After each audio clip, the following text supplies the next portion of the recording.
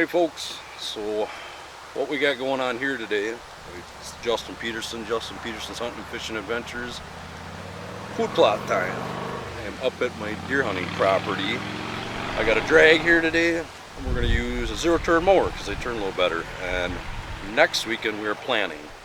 So I'll go over and I'll show you my food plots and kind of what my plan is here. And talk a little bit about the soil and what I'm going to be planting and why we're going to be planting it that way.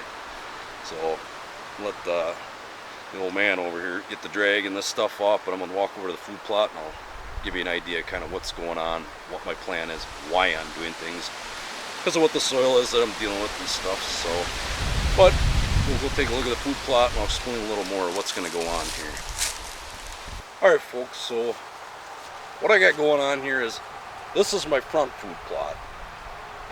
The soil here is, the pH is horrible. It's all sand. I'm in central Wisconsin.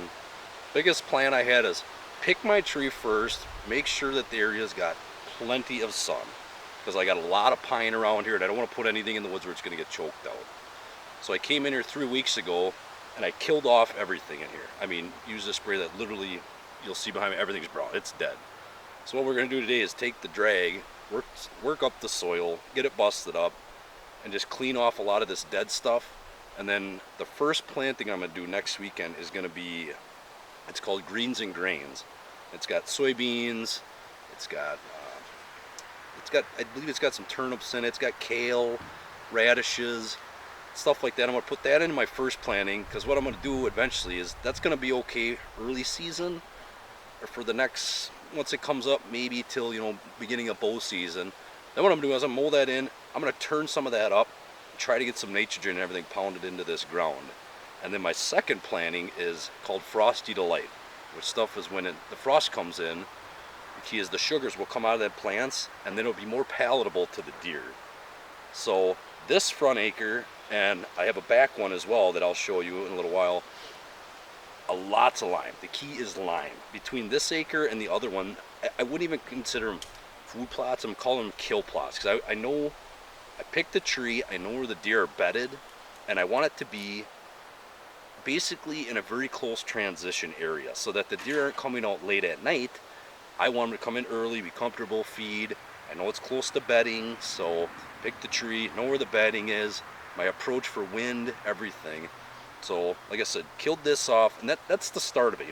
Figure it out before you just think you're going to put a food plot anywhere, because find the tree, find out where the deer are, and I've hunted here a couple years, I know what's going on. So like I said, very sandy soil. This food plot and the other one, they're only about a 1/4 acre between the two of them. Now I'm going to be putting out 500 pounds of lime per food plot, plus fertilizer, and we are going to pound it with lime. The lime is the key to get it to grow. And also, if you don't do a lot of that, your stuff doesn't come up. And you can actually have things, if you try clover and some different stuff that we're not going to try, it can actually be sour, and the deer will walk right through it, they won't even eat it. And I want it, when the acorns and stuff to be coming down, that they want to be here as well. And they're going to be here, once the acorns, they're going to go back and forth, but I don't want it so that the acorns overpower them and they don't want to be at my food plot, because I'll be hunting. So, this is the front food plot. And I'll show you the back one a little bit. So today, I'll show you a little bit of what we're doing. Like I said, we're just going to be dragging it. Next week, we will be busting it up again. And we will be seeding it, fertilizing it. And basically, it's going to be an overseed. We're not going to really put it down deep into the sand. I want it more towards the surface. And we're going to roll it. We're not going to do any deep drilling, none of that stuff. We don't need any of that. It's just sand. Key is lime. Just clean a lot of this stuff off, bust it up, overseed it, and just roll it in. And try to smooth some of this out. And directly behind me is where my tree stand is going to be set, and over, actually be the other direction, that way of the camera is a lot of bedding. I know that, like I said, I've been out here for quite a few years. I know that's where they are most of the time. They do bed. Back behind us, majority of them will come from this direction, coming straight to the stand, and we'll see how things go. I'm not worried about it. Tree placement first, lots of back cover, lots of sun on the food plot. This one on the back one, key to growing. It's got to have the sunlight. And we've had a lot of rain, so like I said, sandy soil, biggest thing is lime. 500 pounds to this small food plot, plus the back one. And that's 1,000 pounds of lime alone, with no fertilizer or nothing. That will be separate. So what I did too is in this food plot, if you can see behind me, there's two kind of bushes that I left in behind here, and rather than cut them down, I want to leave those there because those deer are going to transition out of the bedding, and in the fall they'll use it. They'll be rubbing on them, use them as scent markers and everything, and I want to leave those there for them to utilize rather than trying to, them make scrapes wherever. They'll utilize that for rubbing and scraping and scenting underneath them. So that's my plan with that. And I kind of, back where there's a runway back here where they bed, I kind of moved back just in a little farther just so they feel comfortable again, and they come from any direction. Of course, they're deer. I don't control them, so. But general consensus, I know where majority of them will come from. But so we'll roll forward, and then next weekend I will show you a little more footage when we're planting, how we're going to do it, and like I said, why we're planting what we're planting, and try to get some nutrients in there with the first round. And then I'm basing more of my second round planting of something different, rolling into later when I really want the deer to be paddleable and the browse comes off. I want it to be good more or less in October, November, rut time, gun season, so that the deer are still in here utilizing it at the time that when things really get good, sweet November and end of October. And like I said, leaving those key areas here. And what I did too is, like I said, it's a kill plot. I didn't want anything where I don't need a field where I'm going to shoot 40, 50 yards, 60 yards. From that tree to the other side of my food plot, the farthest shot would be a 30-yard shot. So I'm hoping the deer come in here and just utilize this area and stay close. And I'm pretty sure they will. And even if where they come out, I did not kill all the way back to the woods back there, because I don't want the deer all the way back there sitting out there where they're out of bow range or I have to take a long shot. I want to bring them in tight. And I want to make it nice and clean, make it easier. So, but that's kind of the general consensus of my plan and what I'm doing here. So like I said, this will be the front plot. We're gonna drag and mow this today, try to get all this dead stuff out of here. We'll do the back plot, prep them. Next week I'll be planting. This is actually June 21st today. So guys will say, oh, you're planting too soon, too late. No, I'm not worried about it. So biggest key is lime, first planning on why I'm doing it. And like I said, the sand pH level is very, very low.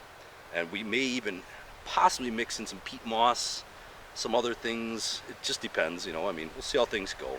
But prepping the soil today is the biggest thing. So like I said, killing all this weeds and stuff off so the competition isn't there, big thing.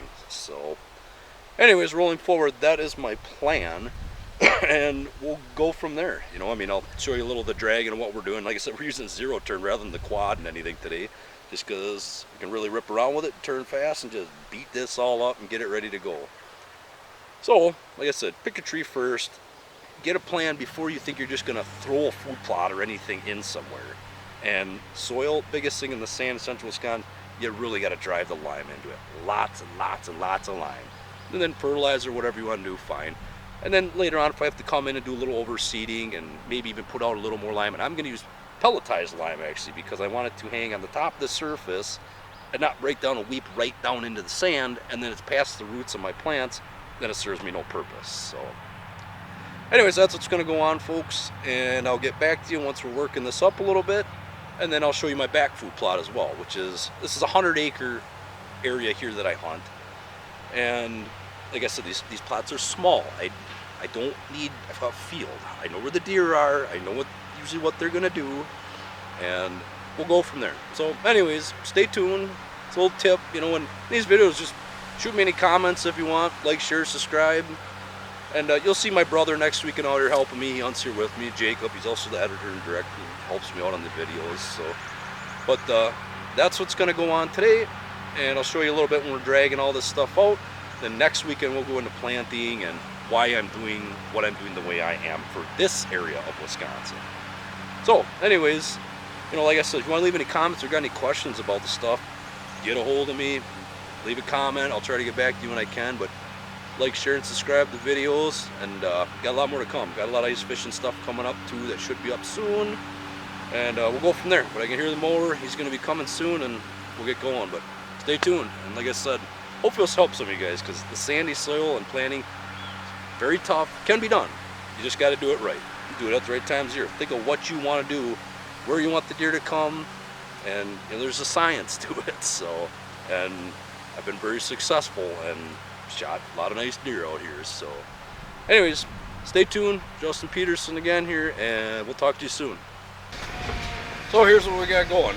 We got the drag hooked up now, the tractor, and we are gonna drag and drag, and I'm not so concerned about getting all this dead stuff off. I mean, it's okay if it sits there, I mean, because it's gonna be overseed anyways. I don't need to bring in a drill or a sod buster and do all this stuff. We're just gonna drag it, get it opened up, clean it up, level it off a little bit. Like I said, next week we'll apply the seeds. So show you a little bit, you know, just let it roll as you drag and all this stuff. There's a brush pile, so we gotta remove a little debris and some stuff in there, but other than that, it's gonna be a lot of dragging. So, but it's, you know, doesn't always have to be crazy. Like I said, I'm not planting a field here. It's just a small little plot. So just pay attention. You'll see what we're up to here.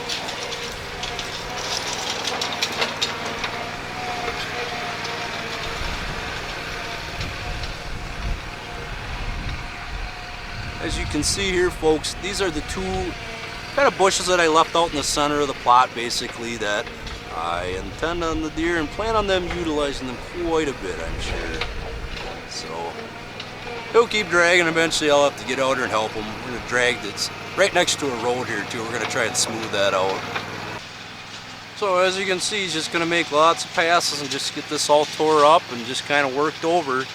You can see over here there was a lot of brush and sticks I've got to clean up where a brush pile was, but you can kind of see what I got going on here. I'm standing on a road, and this road turns and goes off this way, and the stand will be right up in here, facing right out. A lot of the deer come from straight out that direction, but they're deer, they can come from anywhere, so I can predict that, but that doesn't mean too much. So, but we'll just keep working it up and get it nice and smooth and prep for next weekend. So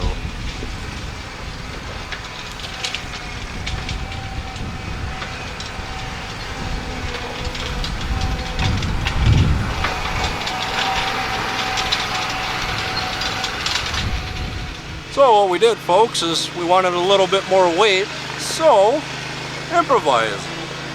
You don't always have to have all this nice, come in tons of money. We just went and grabbed 2 big logs, chain binder and a chain, and threw them on there, and now we're gonna dig into it. So folks, we got first plot worked up to where we feel confident it's good enough. Till next weekend we're gonna come in. We're actually gonna bring a tractor, get a little heavier duty, but it's just a small hydrostatic case, but we're gonna bring that in, get a little deeper, clean off all the dead stuff. But now we're gonna head back to plot 2, and I will show you that plot and my reasoning behind that plot. So, like I said, these 2 plots where I have them also, one is in the front of the property, one is way towards the back. I don't want them to so much be competing with each other, because like I said, my brother hunts here too, and I want to get inventory in 2 different areas of the property, because there's multiple bedding areas up in the front here, but there's a lot in the back. So I will show you my reasoning of the food plot back there and how I picked that tree and my placement also. A lot has to do with wind direction, and bedding is the key of where the deer are laying and where I want them to come in from, where they're nice and tight and they feel comfortable as well. So stay tuned and I'll go show you plot 2.